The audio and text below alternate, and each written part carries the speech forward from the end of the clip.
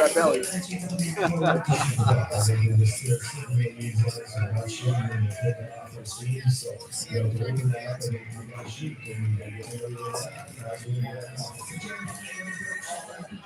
Right on. Here we are, second intermission here, our special live broadcast, live from the penalty box in Lakewood. Chris Porter here, along with Jim Cockrell and Nathan Gunderson, Kraken Fancast, our first kind of live drop-in of the season. We hope to have more, though. We did a lot of these in the first couple of seasons. We got away from it last year, but we're going to aim to do more of that this year because we have a wonderful, generous sponsor, Dale Gibbon, who's to my left here, who is the owner of the penalty box down in Lakewood, which is, for those of you who don't know your geography, kind of South Tacoma area, right off the highway, very easy to get here. And Dale, thanks for having us. Let us do our thing here, all this equipment and everything. And first off, and also thanks so much for being a sponsor. But you have a history, obviously, in hockey, in the sport, as well as this history here at the penalty box. Talk a little bit about how long this has been here, and how and why you started it. Well, we opened up the penalty box 13 months ago. I had this idea with a friend of mine over at the bar, and came into a pool hall. Well, it wasn't a pool hall I was interested in. I played semi-pro for 17 years. I love my hockey. We have a hockey rink that's 4 minutes away from here with Jersey teams and U teams playing all the time. I know Kraken was huge, we got in the playoffs a couple of years ago. So I did a little research, and there are no Kraken hockey bars south of Seattle. And the only one in Seattle recently went out of business. I'm thinking I should try a hockey bar out, see how it goes.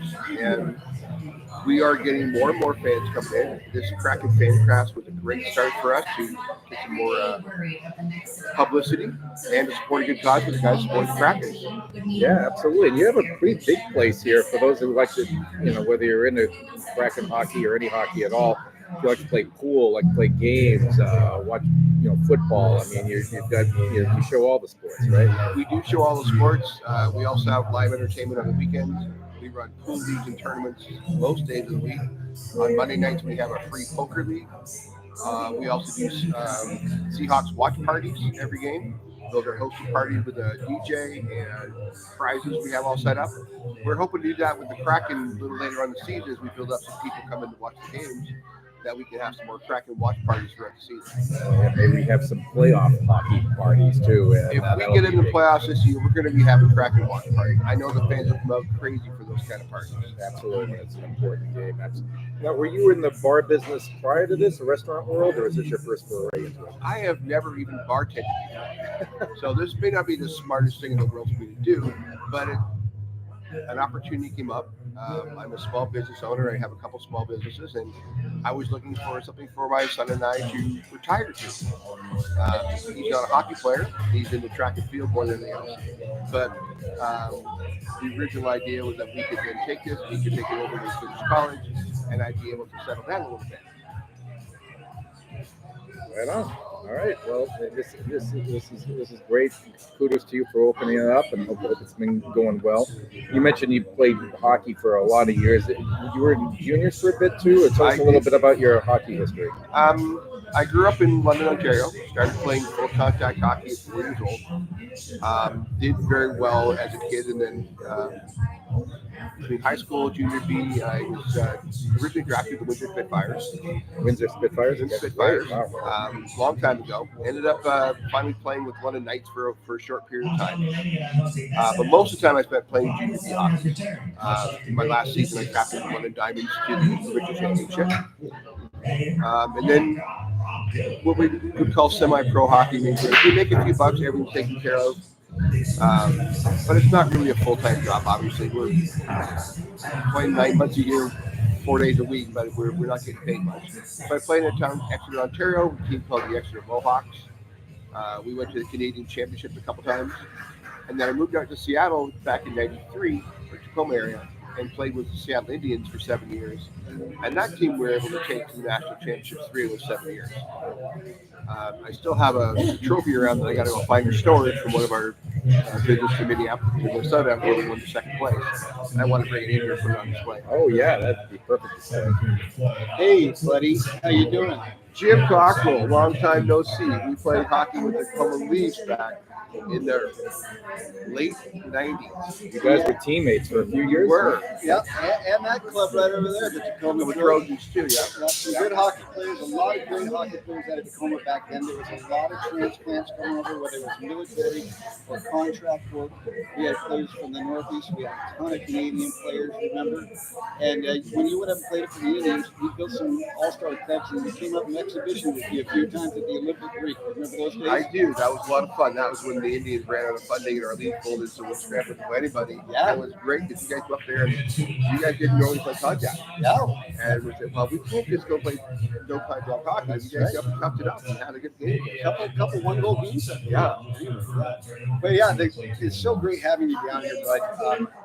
I haven't seen you in, we figured, at least 25 years. It's been about that long. Yeah, this is a reunion today. It is. It is. I think all the guys just played those teams together. It was a lot of fun back then. Yeah, and you gave a great story of how you wanted to go about this and bring it on board. And it's perfect because, you know, the thing you said, what's it say, 4 minutes for you? I can get every in a minute.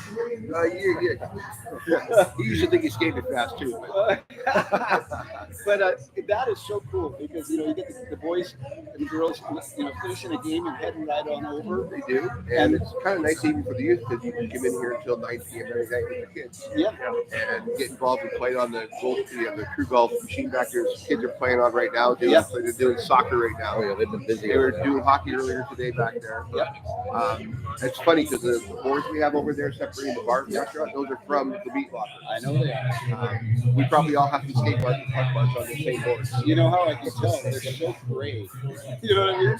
They never clean them ever. And it's so funny because the few times I've been in here, I be sure to point out those boards because most people don't use them. You know what I mean? Mm-hmm. And they are divided, but it's bona fide hockey boards. They're bona fide hockey boards that we played in the meat locker. It was a terrible little arena.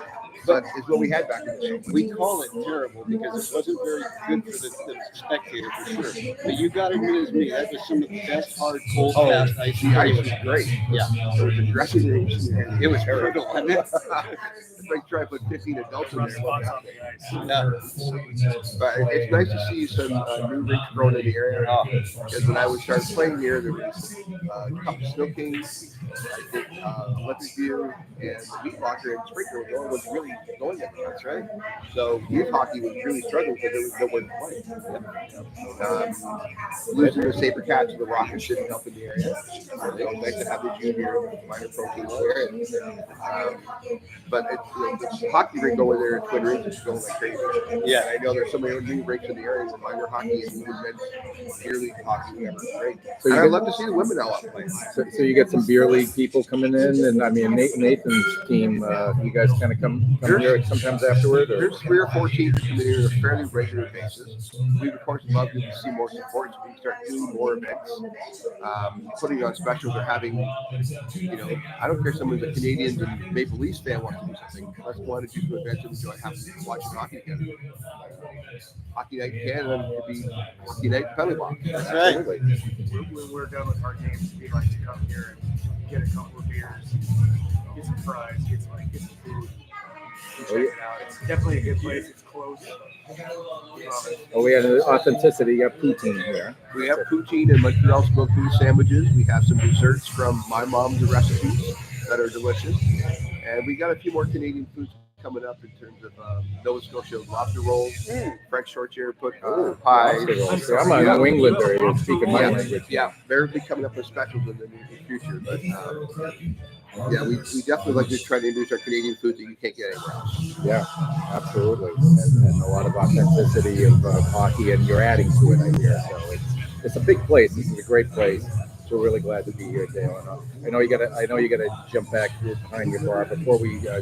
So we're at the second intermission. Unfortunately, Kraken down 2-0. Brady Tkachuk scoring Ottawa's second goal at 11:11 of the second period. It's been a little back and forth. I don't know, Jim, did you get a chance? Nathan, did you guys get a chance to watch much of it? I mean, I did, but.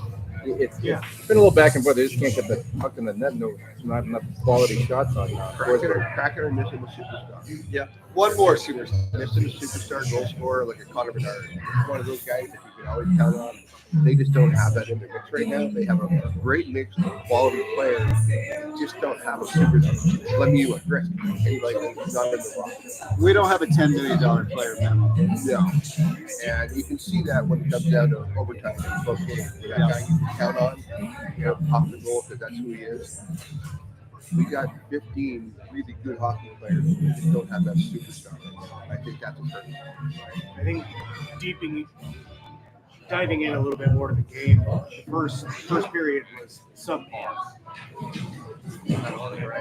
I hear you fine. So good. we had very minimal shots. Mm-hmm. We didn't have a whole lot going on, and we tried to make it up in the second period. But the thing is, when they get into our zone, it seems like there's a lot of tough panicking, not a lot going on. We got to get it into the zone. We got to get past that neutral zone. We got to get in there, try to get more quality shots. It's the only way we're going to go. I was frustrated watching their power play.